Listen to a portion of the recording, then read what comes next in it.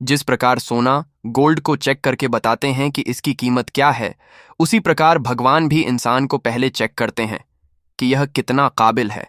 उसके बाद उसकी काबिलियत के हिसाब से उसको हिस्सा देते हैं। चलिए इसे विस्तार से समझते हैं। कभी ना कभी आपने भी यह सोचा होगा कि भविष्य में मुझे यह बनना है, जैसे कि डॉक्टर, इंजीनियर, एक्टर, सिंगर या फिर बिजनेसमैन, व्यापारी, कुछ भी जो आपने सोचा हो। लेकिन क्या आपने कभी उस काम के लिए अपना 100% दिया? नहीं। यदि आपने 100% दिया होता तो आप वही बन चुके होते जो आपका सपना था। जो भी अपना 100% देते हैं वह कुछ भी करके उसे हासिल कर लेते हैं। आपको आपकी मंजिल नहीं मिली, मतलब आपने 100% नहीं दिया। यही है भगवान का नियम।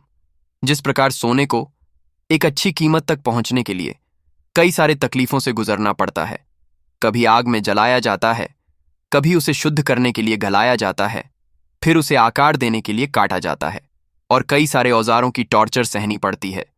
तब जाकर उसकी कीमत नकली से और मिलावटी से अलग होती है। उसी प्रकार भगवान भी कई सारे तकलीफें इंसान को देती है कि वह अपनी मंजिल को पाने के लिए क्या क्या कर सकता है।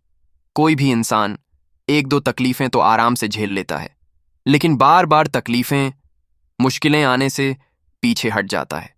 जो जितनी तकलीफें झेलता है, जितनी दूरी तय करता है, उसको उसी के हिसाब से कीमत दे दिया जाता है। आपने लोगों को हमेशा ये कहते सुना होगा कि मुझे बहुत तकलीफ है, मैं बहुत दिनों से परेशान हूं, अगर मेरी कोई मदद कर देता तो मैं कहां से कहां पहुंच जाता, मेरे घर पर कुछ भी ठीक नहीं चल रहा, वगैरह वगैरह।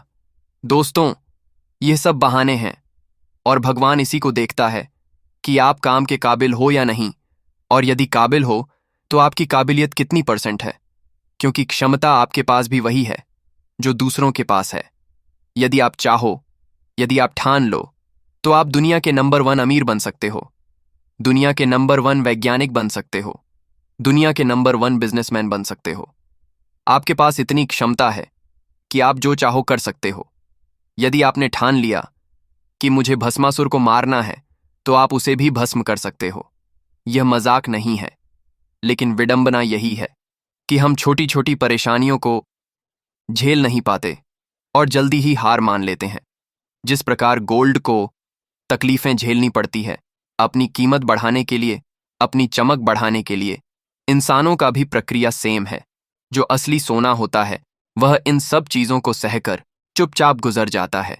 वह दिन रात मेहनत करता है, किसी को कुछ पता नहीं चलने देता, लेकिन उसके मन में, उसके दिल में सिर्फ एक जुनून सवार होता है कि मुझे यह करना है। वह हर मुश्किल से, हर तकलीफ से लड़कर अकेले ही निकल जाता है, क्योंकि उसकी आंखों में सिर्फ और सिर्फ अपनी मंजिल दिखाई देती है, तकलीफ नहीं। और वह एक न एक दिन सफलता हासिल कर ही लेता है। वह जितनी मेहनत करता है उसकी चमक, उसकी कीमत भी उतनी होती है। यह है असली गोल्ड।